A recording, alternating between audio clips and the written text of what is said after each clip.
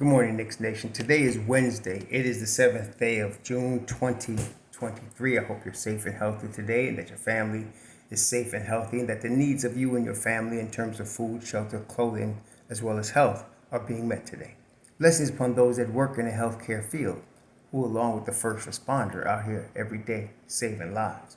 And those that do the humble work, picking up garbage, the dirty work, picking up garbage for us to keep streets, sidewalks, parks clean and disease-free, and those that do the humble work of making deliveries for our convenience. Double blessings on the men and women that are out here doing the heroic work of saving teenagers and children who are the victims of child molestation and pedophilia. Victims also of prostitution, child prostitution, pornography, child pornography, human trafficking, and sex slavery. Double curses on the perpetrators of these things. Double curses on those who profit from these things, and double curses on the perverts that create the demand from which other perverts provide the supply. Finally, blessings upon the homeless. There are nearly 600,000 men, women, and children homeless in the United States of America, and millions around the world in similar or worse conditions. Blessings upon them, for theirs is the kingdom. Today, I want to discuss an important player for the Knicks. That is Immanuel Quickley. We have alluded to him many times. He's one of the most important players on the Knicks. He's also probably the most efficient player on the Knicks. Pretty much every lineup you put Immanuel Quickley in is positive. This past season, he was plus 8.5 during the regular season. When he's on the floor, the Knicks are 8.5 points better. And in the playoffs, even though he wasn't at his best, the Knicks are 8 points a game better with Immanuel Quickley on the floor when they're in the playoffs. So he's extremely efficient. He shoots the ball, obviously. You know, he could have shot it better. He shot this particular season, he shot 37% from three, which is in line with his career average. He was down in his free throw shooting. He still shot 82% from the line. His career average is 86. This is another player along with Quentin Grimes. And this is why I was against the Brunson signing. Obviously, we're all happy that Jalen Brunson is a Knick. And of course, the Knicks wouldn't have went, or may not have went, put it that way, as far as they did without Jalen Brunson. But I really did want to see an Immanuel Quickley, Quentin Grimes backcourt. Those two are both positive. They're both really come a long way defensively. Quickley and Grimes, played over 1,000 minutes together and were plus 11 when they're on the floor together. I felt like that would, the Knicks actually did such a good job at scouting and drafting that they got these two young men very, cheaply, actually. Quickley was acquired from the Clippers pick that was traded to Oklahoma City. The Clippers pick was acquired, the number one pick from the Clippers was acquired from trading Mook. We trade Marcus Morris to the Clippers. One part of the package coming back to the Knicks was the Clippers' number one pick for 2020.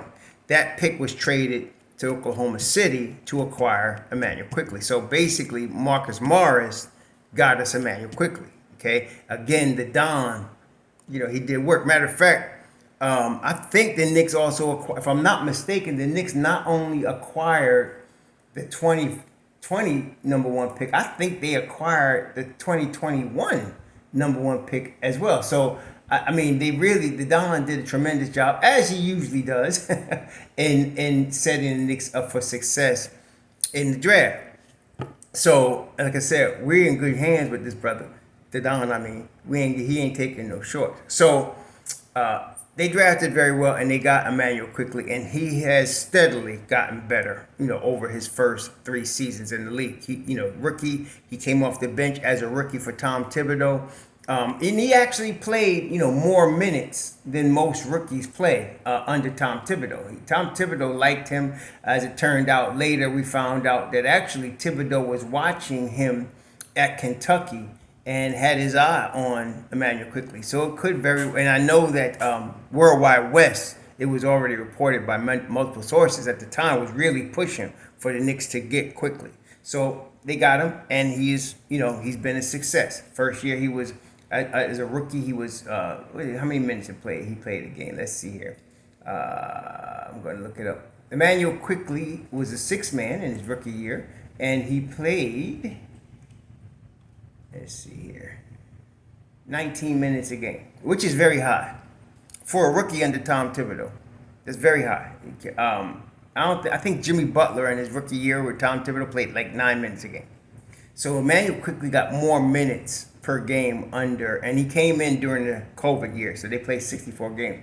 And that year he shot from the 3-point line. He shot 39%, and of course he shot almost 89% from the line. Tremendous shooter. He wasn't as good a defender, but this is what development is about. So over the last 3 years, he has developed into a really high-level defensive player. So and his scoring average went from 11 to 15 this past year. This past season, he was playing 29 minutes a game. He's playing a bigger role. And again, this goes to him wanting to start, and which is, I kind of thought at first when he first came to the Knicks that he was going to be a career six man because it seemed like he fit. He didn't seem like a point guard. He seemed more like a shooting guard in a point guard's body. But by the time he came into his second year, you started to see more of the point guard chops from him until he got to this past season, and it's obvious he could play the point guard. So obvious, in fact, that he himself has stated he wants to prove that he's not a sixth man, that he could be a starter. And so that's a young man that's looking for his own team. Which brings us to today's video and the dilemma that we have with IQ. We talked about Obi Toppin. Again, I feel like Obi Toppin has all-star talent. I feel like people are sleeping on him. I really do feel like people are sleeping on Obi Toppin. And I feel like if he gets minutes, consistent starter minutes, he's going to perform at a high level. Well, the same is with Immanuel Quickley. The Knicks, I cannot stress enough how well the Knicks scouting department, led by Walt Perrin, and their staff and their management has done in terms of developing this team and getting the players that we have. We're talking about Obi Toppin and Immanuel Quickley and a Quentin Grimes. So this is the season, really. They don't have to do anything. They could hold Immanuel Quickley hostage. I mean, after he has already stated he believes he's more than a sixth man, it's obvious he wants to start. Now, he's from the DMV, and Washington would start him immediately, and he would change things in Washington. But the Knicks would obviously want to keep him, okay? And I think between him, I'd rather keep Obi Toppin and trade Julius Randle, as a lot of you would. But again, we got to get our emotions out of it and look at the real. They never offered Julius Randle to anybody. They offered R.J. Barrett to Utah. I feel like they're going to offer R.J. again. We talked about this yesterday, and some of y'all real butthurt about that. But listen, again, I'm taking the emotional side out of it and looking straight at basketball business. The Knicks are ready to make that next step. They're ready to compete for the Eastern Conference Finals now. That's where we are right now. We're not talking about lottery team. We're not talking about play-in. We're talking about a top four team in the East that's looking to compete in the Eastern Conference Finals. This season, if the Knicks lose in the first round, it would be not a disaster, but it would be a disappointment if they lost in the first round, because they have developed now. It's going into year 4. Okay, with that being the case, Immanuel Quickley becomes extremely important. Obi Toppin is playing 15 minutes a game. We just saw Immanuel Quickley's playing 29. Not only because he gets a lot of minutes off the bench, but because obviously the way Brunson plays the game is so physical, he's going to miss at least 10, 15 games a season. You got a more than capable starter right there in Immanuel Quickley. And he performs. When he starts, he has had, some of his best games when he has started.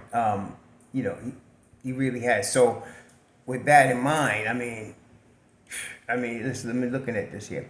His best game, Immanuel Quickley had a 40-point game in March, 39-point game in April, 38-point game in March, In December, he had a 36-point game. He has had, I mean, 1, 2, 3, 4, 5 games of 30 or more points. He's had a lot of games of 20 or more points. A lot of those games he started. Okay, so he can do it. He could play. And the Knicks would love to keep him. Now, I forgot the dude's name, but some dude, I don't really, unless it's the three wise men, I'll be honest with you, fair or not fair, I don't really pay attention to most of their names that have platforms or whatever, except for Begley, Shams, and Woj. I pay attention to them because usually they're telling you what's actually happening, but a lot of times it's too much speculation. So I don't, but some dude wrote that they feel like Quick is going to get a contract between 80 and 90 million. And I think that's correct. I think that's the ballpark you would give him. It's high for a bench piece, but it's appropriate in his case. So the question is, will he accept that?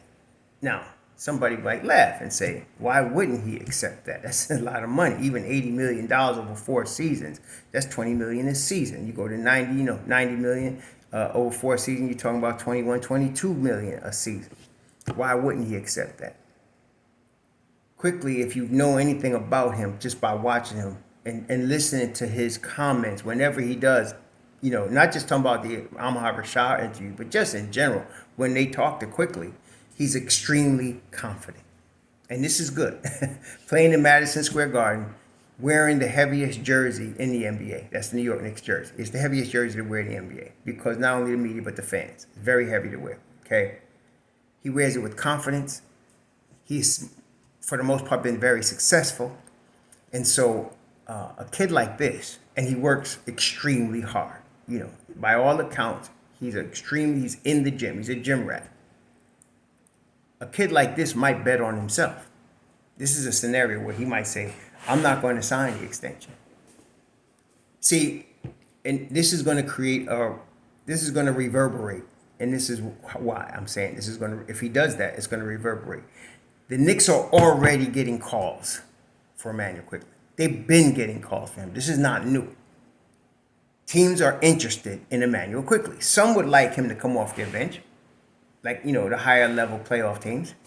But then there are teams that want him to just give him the keys the way the Knicks gave the keys to Brunson. Okay, there are teams out there that will give him the keys. So that being the case, if he does not sign the extension, and this has happened many times in the NBA, you get a player that's coming on an extension year, the team offers an extension and they don't sign the extension. That gives the signal to all the other teams. This guy is open to at least talking to us. He's open to at least talking to us because if he wanted to stay with his team, he would have signed that extension already. Okay, that's generally the way it works. Sometimes the team that holds his rights, in this case, the Knicks, if he doesn't sign the extension, they'll just match whatever another team is offering him because they have the right to match. So X team offers him $100 million, the Knicks can match that next season. And they very well may do that. But with Immanuel Quickley, it's money and it's more, in my view. It's money and it's opportunity to run your team. There's no NBA guard, none, that would not love the opportunity to be handed the keys and the ball to a team. There is none. They all want that. Okay, that's not unusual. So Immanuel Quickley might sign the extension this year. Or he very well could say, I'm going to wait. And even if the Knicks want to match, if they're not starting him, they know, put it this way, the Knicks know he wants to start. And if he's not content, if he goes through this whole season, he's telling you he's not content to be a sixth man. So now the Knicks would have a decision to make. Now, this is all contingent on him not signing the extension. Things would become much easier if they offer him 80 to 90 million and he signs it this summer. That would become much easier. Okay? Much easier. But if he decides not to, and I'm telling you, there's a 50-50, at least being realistic, there's at least a 50-50 chance he doesn't sign the extension because he might want his own team. And his own team, first off, would get him at least $20 million more. That's a lot of money. Okay, that's a whole lot of money. You have to remember, NBA players and athletes and professional athletes in general, there's a limited time frame for them to make the maximum amount of money they can. Okay? And in NBA player circles, they're doing multi-generational wealth. They're setting up their grandkids and their great-grandkids. This is the modern day Rockefellers and Kennedys. That's what they doing. Okay? So you can get 80 million to 90 million, or you can get 100 to 110 if you're Immanuel Quickley. Okay? You can get that. That's Jalen Brunson. Jalen Brunson was offered 55. He ended up with 104. Okay? So that's a huge difference. That's $49 million to your family. And in the case of Immanuel Quickley, he's going into this season, he'll be 24. So he could sign a 4-year deal.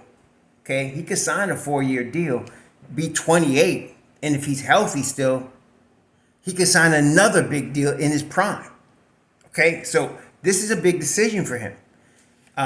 And so for him, especially understanding that he can compete for the starting job in his hometown. I mean, he's from Maryland, right? So he can compete for the starting job. The DMV is DC, Maryland, Virginia, for y'all that don't know. So at Washington Wizards would basically be his hometown. He can start there. So this is the dilemma we have. So let's take it a step further. Follow me now. Some of y'all lose me. Follow me now. So if Immanuel Quickley does not sign the extension, therefore playing this year, and what they call that in the league, they call that betting on himself, because he's betting on himself now. He's risking injury. You know, that's what he's doing. He's risking injury. He could wreck his knee and everything could go to crap. But he's going to bet on himself. And then next year, this time, he'll be in a restricted free agent scenario, and he can get whatever the open market dictates for him. And he can declare to the Knicks he wants to go some team, Washington, Miami. There'll be a lot of teams that he can start for. Okay, so that being the case, the Knicks have a decision to make. They could wait till next season and keep him as their sixth man, okay, and run this year and let him be the sixth man, and then see what happens next year. Or they can trade him now, okay, and get what they can for him. If it was me, if I was the Don, and I offered him, let's say it was $90 million over 4 years, and he did not sign it, I'm still holding him. He's too good, okay? He's not leaving New York this year, okay? Maybe, depending on how the year goes, maybe I look at a trade at the deadline, sometime around mid-season, but probably not, because Quickley is going to be an important cog in the Knicks' success. So I would not trade him. I'm holding on to him. And we're going to deal with it next summer. That's what I would do. So I guess what I'm saying, in a realistic sense, Quickley might want to start. I'm keeping him.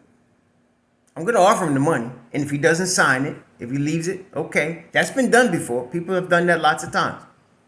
And if he doesn't sign it, okay, then we'll deal with it next year. But he's going to play for me this year. See? And that puts the ball back in Quickley's court. You're going to take a chance on yourself, get this whatever. I think he's getting $8 million this year, $7-8 million.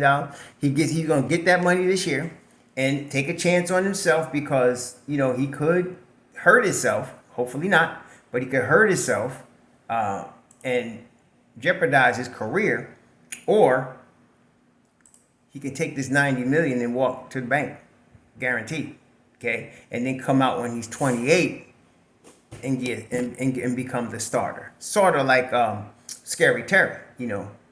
Wow, he's only okay. Immanuel Quickley this year. Well, past year he had $4 million, which I would love to get $4 million, but I'm not sure how much his cap hold is. I got to look that up. But there's a cap hold on him. Let's call it 7 million. Okay, it could be more, it could be less, but it's irrelevant. There's a cap hold. He'll be playing for that number this year.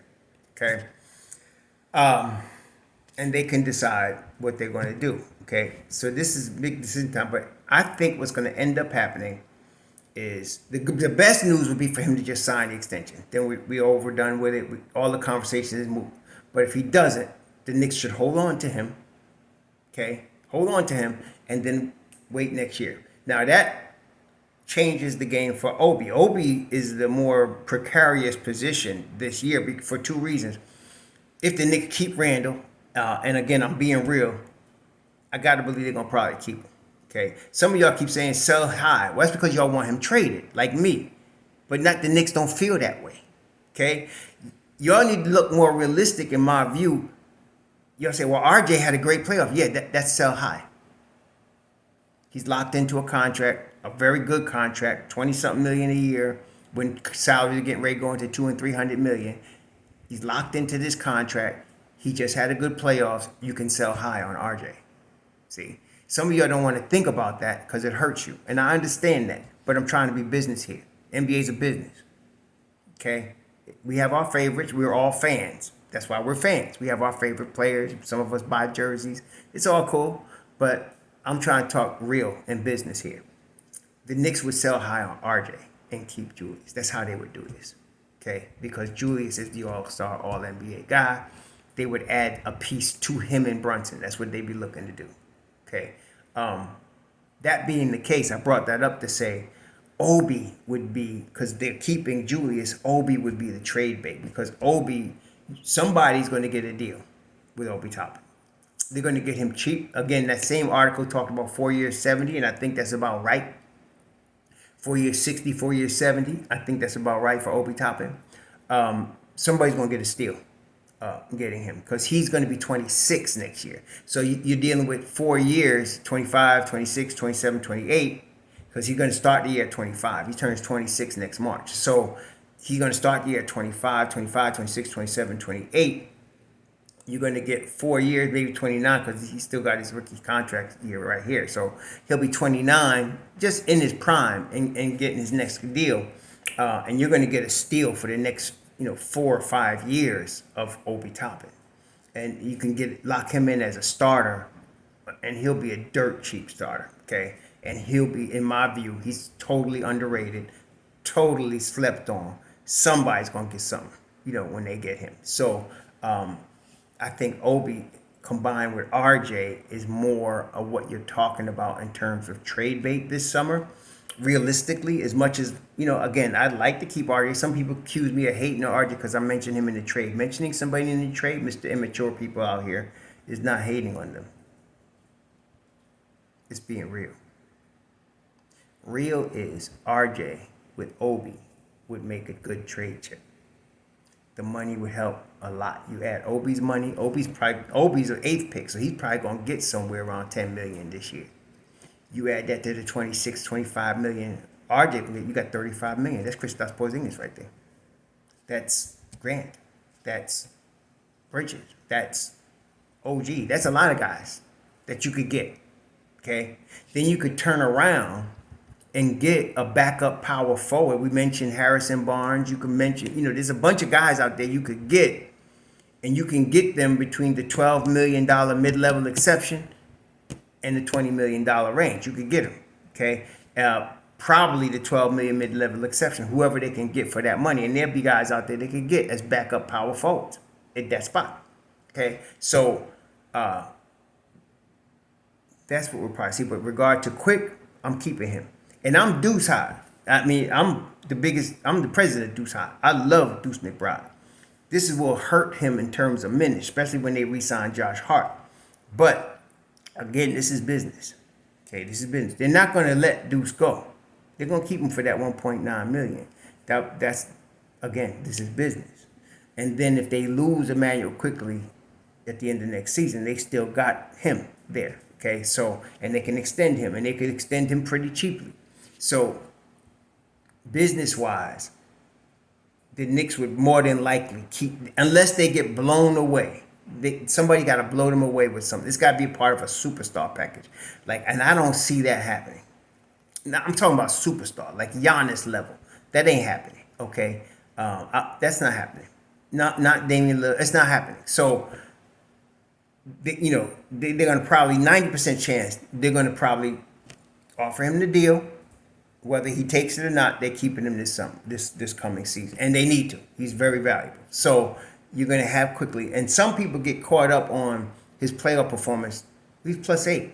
Not only that, yeah, he didn't shoot the ball extremely well in the playoffs, but it's his first real foray as it's his third year. It's amazing to me how people can't see. I don't know, maybe it's just me, but Grimes and Quick, I see stars in the future. Okay, Obi, I see a lot of talent there that could play. Okay, they drafted extremely well. I don't think people appreciate how well the Knicks drafted. What they got out of those drafts, the 2020 draft, the 2021 draft, what they pulled out of those drafts, man. Shoot, they really did well. So they did San Antonio level well. Okay, put it that way. They did very well. So these guys are going to be very good in the future. And so we're talking about the year of development for Immanuel Quickley. He's going to be better this coming year than he was this past year. He's going to really own people more this coming year. Watch.